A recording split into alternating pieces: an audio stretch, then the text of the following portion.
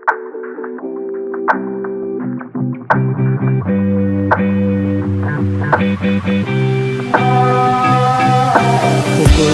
18.50. Yuk kita ke Misan.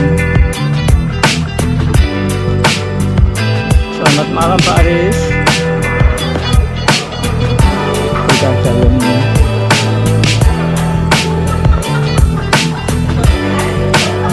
Oh iya, ada tuan rumah Bambang dan Rekan. Iya. Selamat malam, berkah dalam. Sugeng dalu Ibu, berkah dalam ya. Halo Pak Bambang, berkah dalam, berkah dalam, berkah dalam Bu Rita. Selamat malam. Semuanya. Yuk. Kita duduk di sini.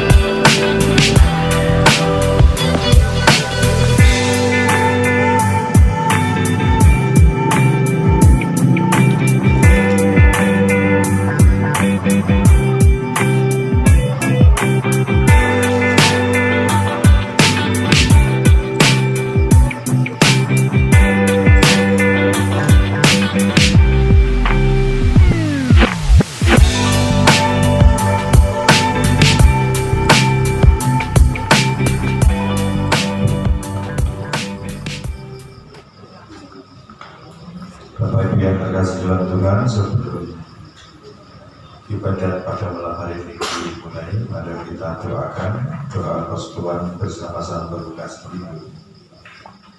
Dalam nama Bapa dan Putra dan Roh Kudus, amin. Ya Allah Bapa kami, bermacam-macam hikmat dan talenta Engkau anugerahkan kepada umat pilihan. Secara khusus Engkau anugerai Santo Lukas hikmat untuk menjadi seorang penyembuh dan talenta mewartakan kabar sukacita melalui lisan dan tulisan. Dengan talenta itu, Santo Lukas telah mengambil bagian dalam karya penyelamatan. Ya Bapa, bersama Santo Lukas kami mohon kepadamu, berkatilah kami yang telah memilih namanya yang kudus sebagaimana melindungi mereka dalam keteladanan hidupnya. Kami ingin diketahui bagian dalam mewartakan kabar sukacita. Semoga semakin banyak orang yang dapat menerima nilai-nilai cinta kasih sejati melalui keteladanan hidup kami yang dihidupi oleh keteladanan hidup Santo Lukas. Demi Kristus Tuhan kami, amin. Santo Lukas, doakanlah kami, amin. Dalam nama Bapa dan Putra dan Roh Kudus, amin. Beberapa informasi yang sampaikan di belakang. Selanjutnya kepada Mas Anton untuk memimpin ibadat malam hari. Terima kasih Pak PU. Bapak Ibu yang terkasih dalam Kristus, selamat malam berkah dalam. Selamat malam, berkah dalam. Sebelum ibadat ini kita mulai, kita bagi tugas nanti lagu Mas Ran, Rosario oleh keluarga. Oke. Terus mungkin itu cukup dulu. Mari kita awali dengan lagu pembukaan. Monggo Mas Ran. Mari kita buka bagi foto nomor 540. 540.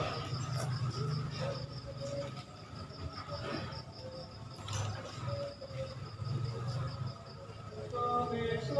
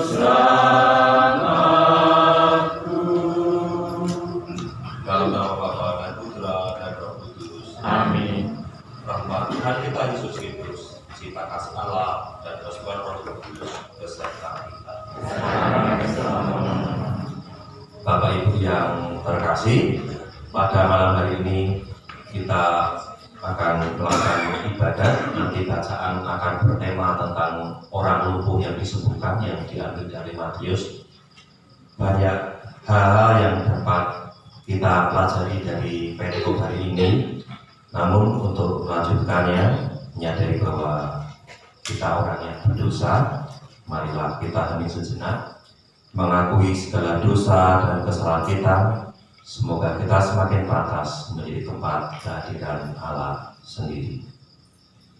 Saya mengaku kepada Allah yang Maha Kuasa dan kepada saudara sekalian bahwa saya telah berdosa dengan pikiran dan perkataan, dengan perbuatan dan lalaian. Saya berdosa, saya sungguh berdosa. Oleh sebab itu saya mohon pada perawan Maria, pada para malaikat dan orang kudus, dan kepada saudara sekalian, supaya melakukan saya pada Allah Tuhan kita. Semoga Allah yang Maha Kuasa mengasihani kita, mengampuni dosa kita, dan mengantar kita ke hidup yang kekal. Amin. Marilah kita berdoa. Allah Bapa yang Maha Kasih, kami sekeluarga besar umat lingkungan Lukas bersyukur padamu atas kesempatan kami boleh berhimpun di tempat ini. Hadirlah di tengah kami ya Tuhan, terangilah hati dan pikiran kami, agar ibadat ini membawa damai dan sukacita. Curahkan Roh Kudus-Mu agar kami semakin teguh dalam iman, pengharapan dan kasih di tengah dunia ini, demi Kristus Tuhan kami. Amin. Semoga Tuhan beserta kita.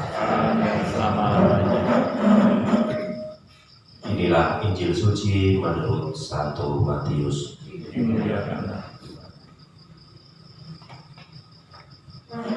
Sesudah itu naiklah Yesus ke dalam perahu lalu menyeberang. Kemudian sampailah ia ke kotanya sendiri. Maka dibawa oranglah kepadanya seorang lumpuh yang terbaring di tempat tidurnya.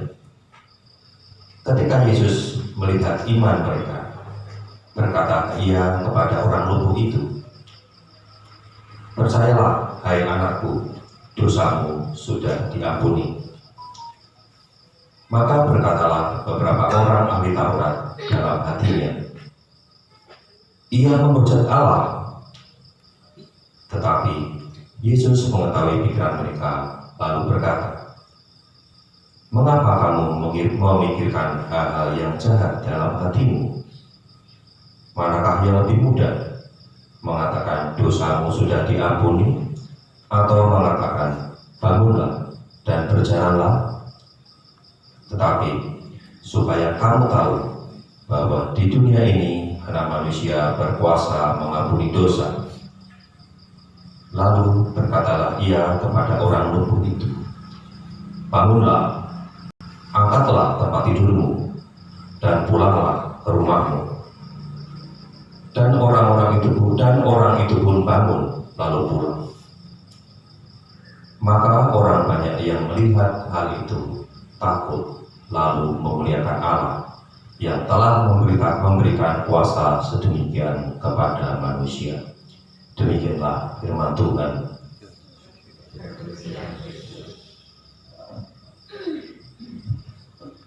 Bapak Ibu yang terkasih, bacaan ini berkisah tentang mujizat yang dilakukan Yesus dalam menyembuhkan orang sakit.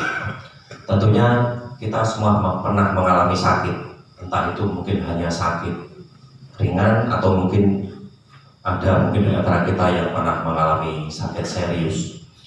Dan dari pengalaman kami pun yang telah pernah mendampingi orang sakit, itu tidak enak rasanya. Kadang-kadang timbul rasa kenapa ini terjadi pada saya, kepada keluarga saya, atau apapun.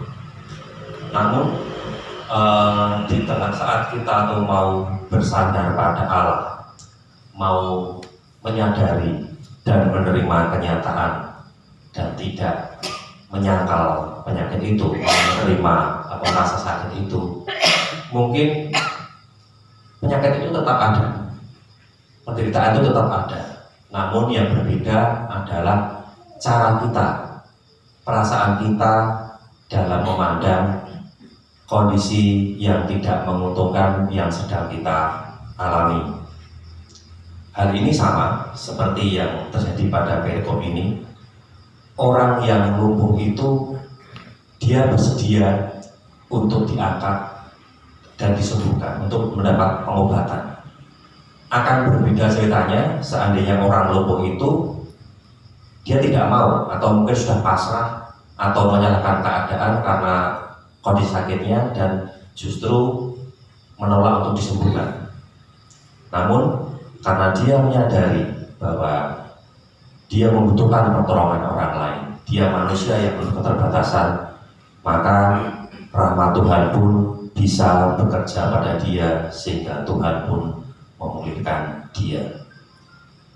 Yang selanjutnya, yang kedua, Tuhan menghargai orang-orang yang dengan demikian besar imannya, orang-orang mau membawa, atau mungkin waktu itu karena orang lumpuh mungkin mungkin dipanggul atau dipikul, mungkin ada beberapa orang yang memikul dia untuk bisa dekat dengan Yesus, pada akhirnya bisa mendapatkan kesembuhan. Kalau kita balikkan pada konteks kehidupan kita saat ini, menyadarkan kita bahwa dukungan komunitas itu sangat penting. Jadi kekompakan kita dalam komunitas lingkungan Lukas, dalam skala lingkungan atau mungkin wilayah atau gereja adalah sangat penting demi keselamatan atau menguatkan iman kita masing-masing. Kalau kita sadari dalam lingkungan kita pun kita sudah banyak melakukan mungkin bantuan atau sesuatu untuk keluarga atau pihak-pihak yang membutuhkan, atau mendampingi, menengok keluarga yang sedang mengalami sakit atau apapun, itu merupakan hal kecil yang bisa kita lakukan untuk meringankan beban sesama kita yang sedang menderita. Yang ketiga tentunya ada hal yang mana yang dikatakan Yesus saat orang itu sudah mendapatkan pemulihan. Bangunlah, angkatlah tempat tidurmu, dan pulanglah ke rumahmu. Tentunya kalimat bangun itu bisa dieditkan supaya kita mau bangun, mau bergerak dari pola hidup manusia kita yang lama menuju manusia kita yang baru. Karena tentunya iman itu harus kita wujud nyatakan dalam tindakan.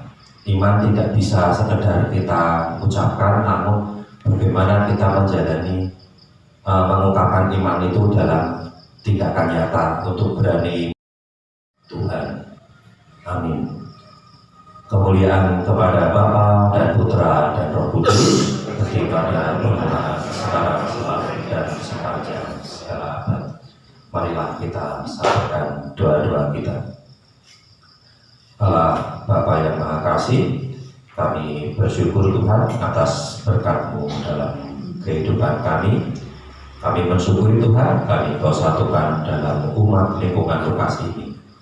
Kuatkanlah kami ya Tuhan, semoga kami semakin bisa saling menguatkan satu dengan yang lain,